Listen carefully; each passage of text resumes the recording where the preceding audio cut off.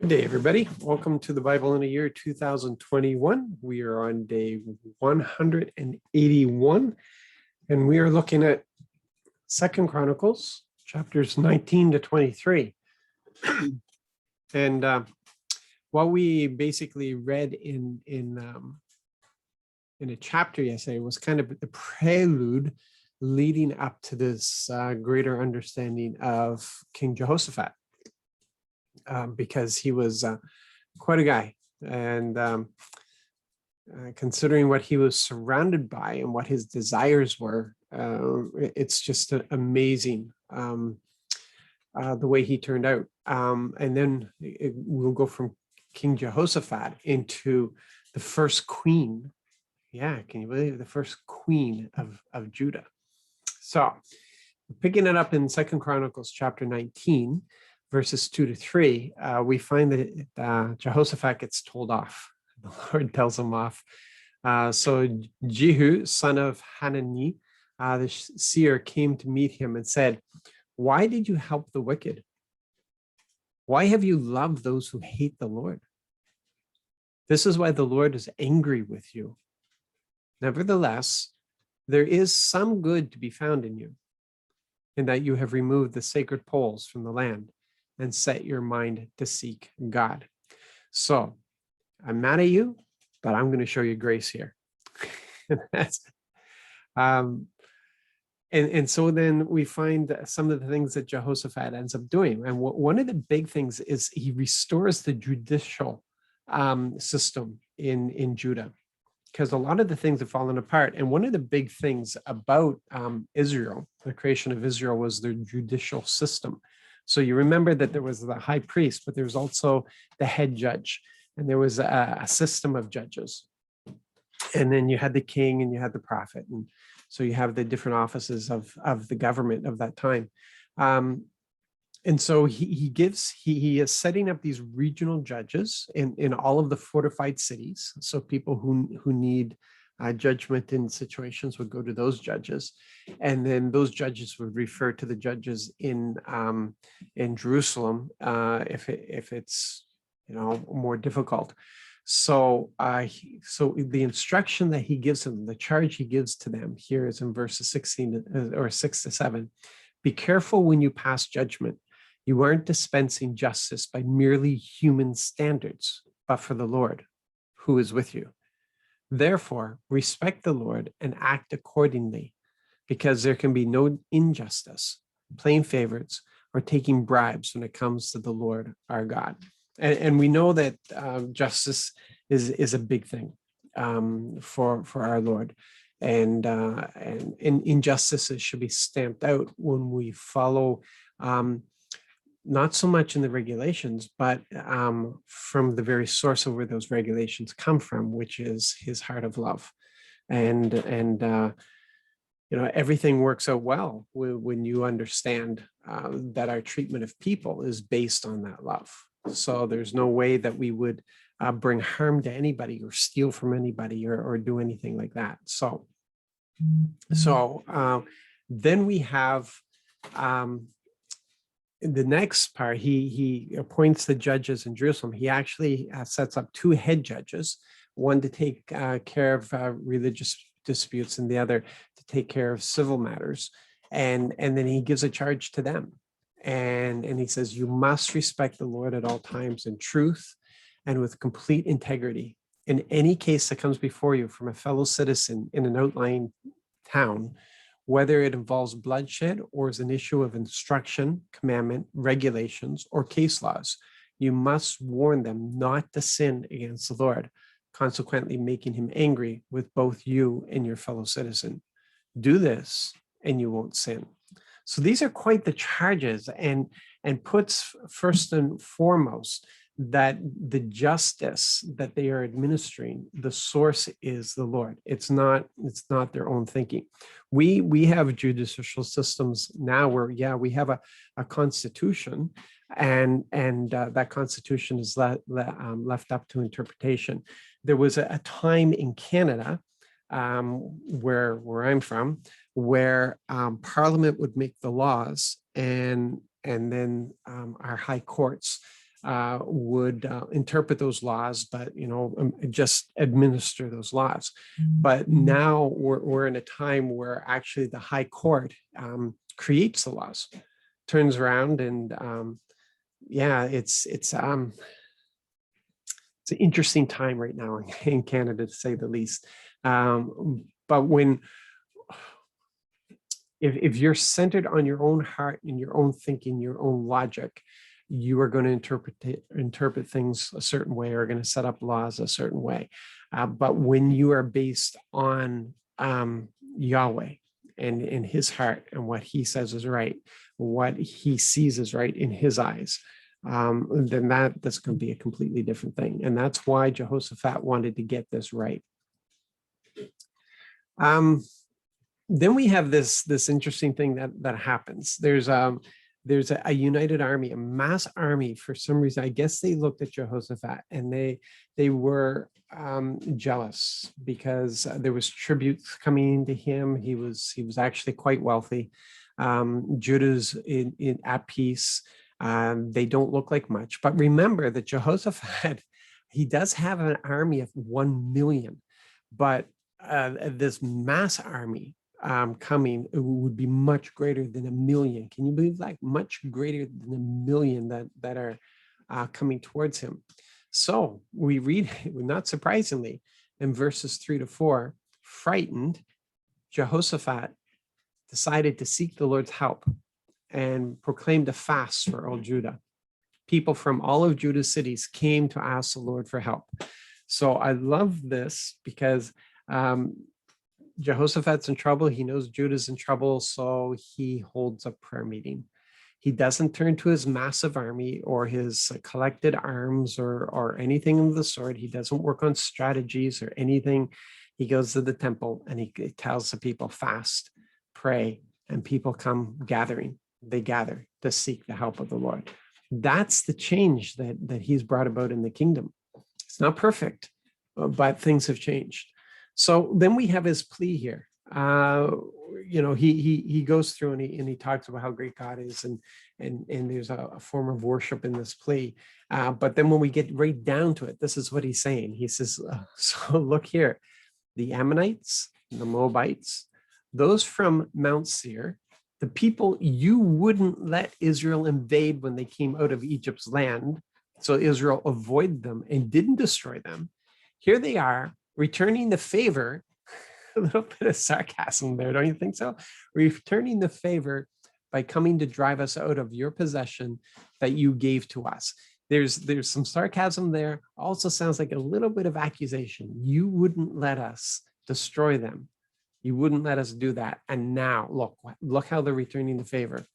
So our God, won't you punish them? We are powerless against this mighty army that is about to attack us. We don't know what to do. And so we are looking to you for help. That's just awesome. That is just absolutely awesome. There's some truth there. There's a relief of the emotions, the fright that he's feeling. There is the sincerity of his seeking. There's the whole trust issue. There's the whole, we can't do this, but we know you can. So we're looking to you for help. So yeah, that's the sort of thing that Yahweh just loves to respond to. And so we find the response. He responds to this in verses 15-17. He says, don't be afraid or discouraged by this great army. Don't be afraid or discouraged. Does that sound familiar? Man, that message is passed down from king to king to king.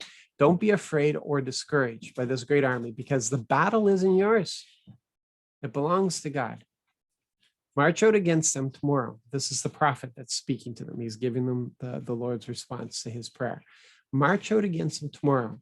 Since they will be coming through the Ziz Pass, meet them at the end of the valley that opens into the Jura wilderness.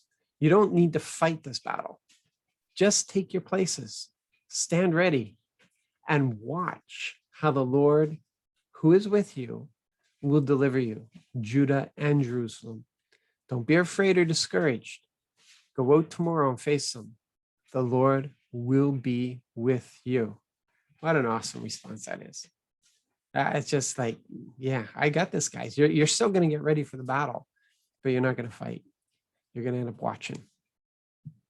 So then we have the king's speech. The army's ready to march out. He goes before them in verse 20. He says, listen to me, Judah and every inhabitant of Jerusalem.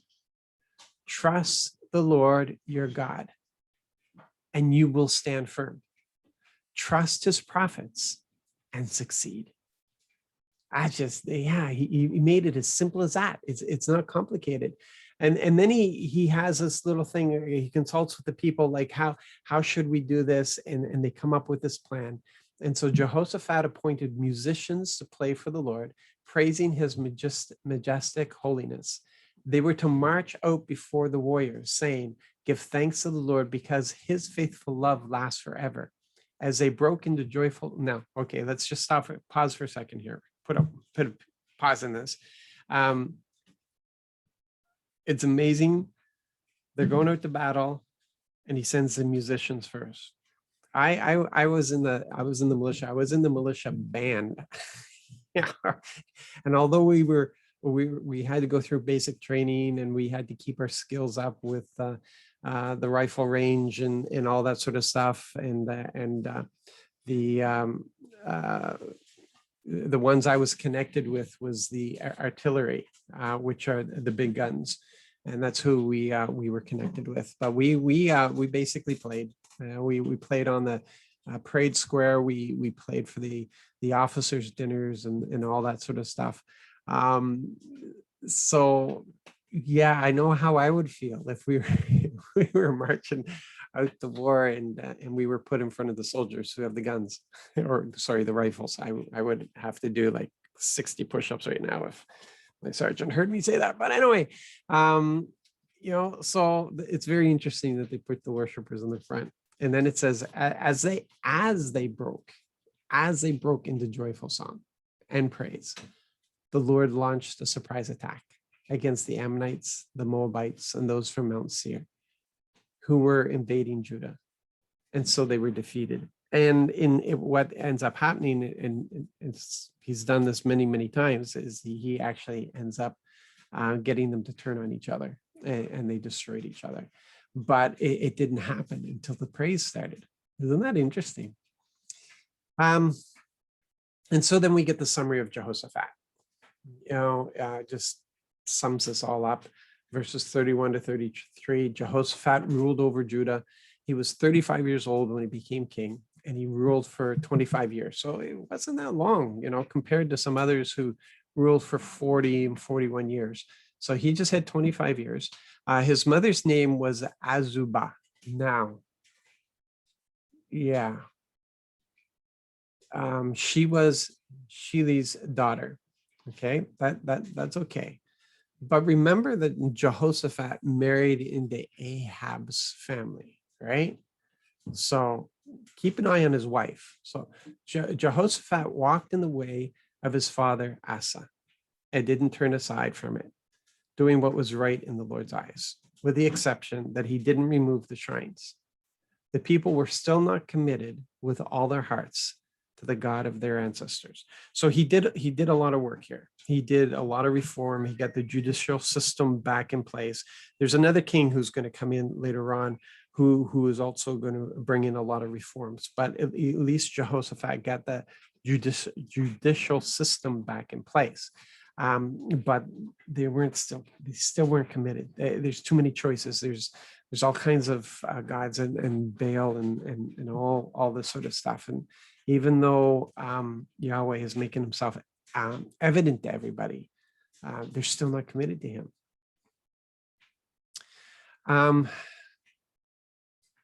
Then we have this. And Jehoram. Okay, Jehoram follows his father Jehoshaphat. And it's interesting because we can get good kings who were sons of bad kings, and we get bad kings who are sons of good kings. So this is always coming down to personal choice here. And so when Jehoram had taken control of his father's kingdom, he established his rule by killing all his brothers, along with some other leaders of Israel. Now, Jehoshaphat was very smart, and he had given each of his sons responsibilities, and he'd given them plenty of money so that they would not have the ambition of being king. They were very satisfied where they were, but that wasn't good enough for Jehoram. He came in and he killed them all. And he killed certain leaders that would have been loyal to Jehoshaphat and Jehoshaphat's system. So Jehoram was 32 years old when he became king. So he was just 3 years younger than what his father was when he became king. And he ruled for 8 years in Jerusalem. 8 short years, and yet 8 years that felt like an eternity for everybody in the kingdom. He walked in the ways of Israel's kings, just as Ahab's dynasty had done, because he married Ahab's daughter. So Jehoshaphat had married into that family, right? And now Jehoram follows the same thing that his father did, and he takes his bride, the princess of Israel, and he marries into Ahab's dynasty. And as a result, he did what was evil in the Lord's eyes, because all of his advisors were evil. All the people giving him advice was evil. The woman he married came from that line of evil. And this is really important that we just keep an eye on this. This daughter of Ahab that he married. And then, so we have this judgment that is pronounced over him, okay, verses 12 to 15 of chapter 21. Because you haven't walked in the ways of your father Jehoshaphat or the ways of Judah's king Asa, but have walked in the ways of Israel's kings and have encouraged Judah and Jerusalem's citizens to be unfaithful, just as the house of Ahab did, and because you have even murdered your own brothers, your father's family, who were better than you, the Lord will now strike your family, your children, your wives, and all your possessions with a heavy blow. You yourself will become deathly ill with a chronic disease that will cause your intestines to fall out. That was a judgment, and that's exactly what happened.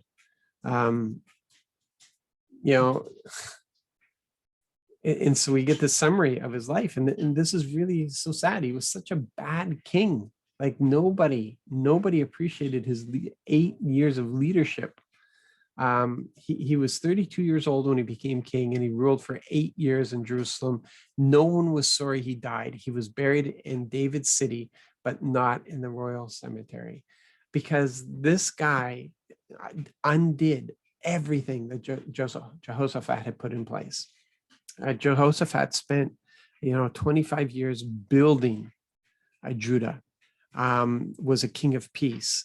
When he was faced with destruction, Yahweh showed himself faithful because of Jehoshaphat's faithfulness.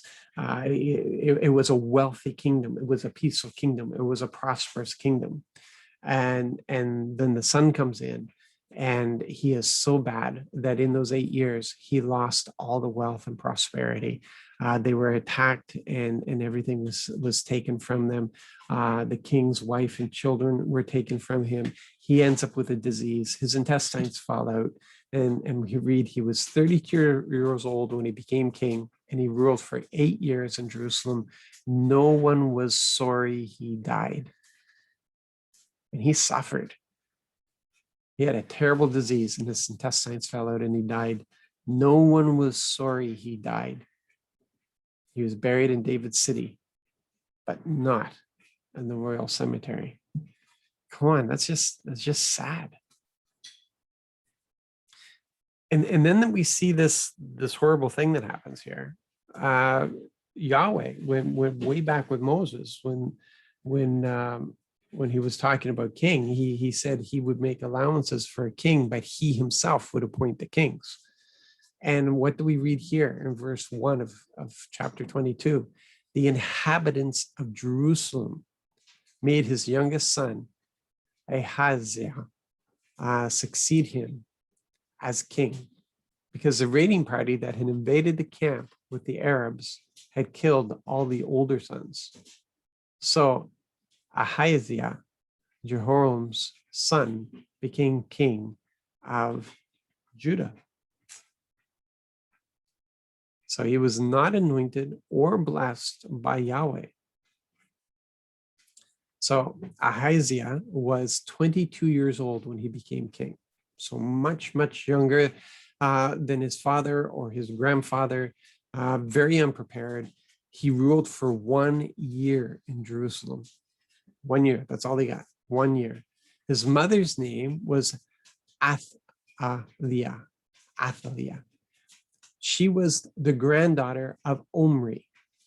Omri was the father of Ahab. So I don't know why they just don't turn around and say the daughter of Ahab, but that's who she is. So she is now the grandmother, and Ahaziah walked in the ways of Ahab's dynasty, of course, because he's influenced by, his mother here. So he was encouraged in this wickedness by his mother. He did what was evil in the Lord's eyes, just as Ahab's dynasty had done, because after his father's death, they gave him advice that led to his downfall. Yeah, so he was surrounded by people who did not know what they were talking about, that had no wisdom of the Lord whatsoever, and it wasn't good. So he dies, okay?